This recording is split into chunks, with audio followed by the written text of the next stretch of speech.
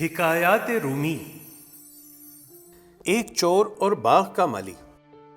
ایک چور ایک باغ میں گھس گیا۔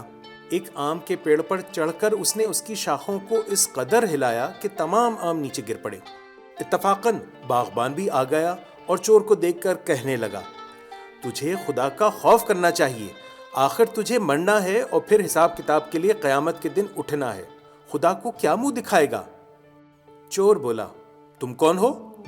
یہ باغ خدا کا ہے اور میں کھاتا ہوں، اس کے حکم کے بغیر تو پتا بھی نہیں ہلتا، تجھ میں نری جہالت ہے، عقل نام کو بھی نہیں۔ باغبان نے یہ سن کر دل میں کہا، چور بڑا منطقی ہے، میں اسی کی منطق میں ایسا جواب دوں گا کہ عمر بھر نہ بھولے گا۔ باغبان بولا، حضرت نیچے آئیے، ہم پر کرم فرمائیے، آپ کی صحبت غنیمت ہے، مدت کے بعد آپ جیسا بزرگ ملا ہے جس نے توحید کا نقطہ حل کر دیا ہے، پیر و مرشد تشریف لائیے اور ہمیں راہ نجات دکھائیے۔ چور نیچے اتر آیا، باغبان نے اسے پکڑ لیا اور آم کے درخت سے خوب مضبوطی سے باندھ کر پہلے مکوں سے اس کی توازہ کی، جب تھک گیا تو لاٹھی سے اس کی خوب مرمت کی۔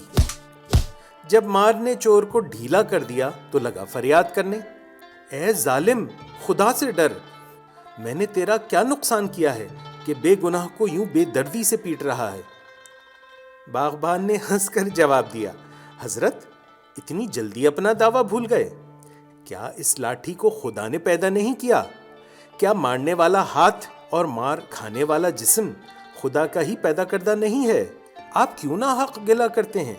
اس میں آپ کا کیا نقصان ہے؟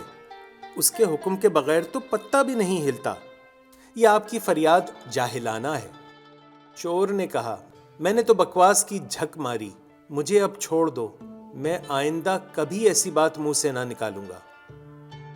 سبق: جو لوگ گناہ کرتے ہیں اور کہتے ہیں کہ معاذ اللہ خدا ہی کی طرف سے ہے، وہ بیہودہ بکتے ہیں۔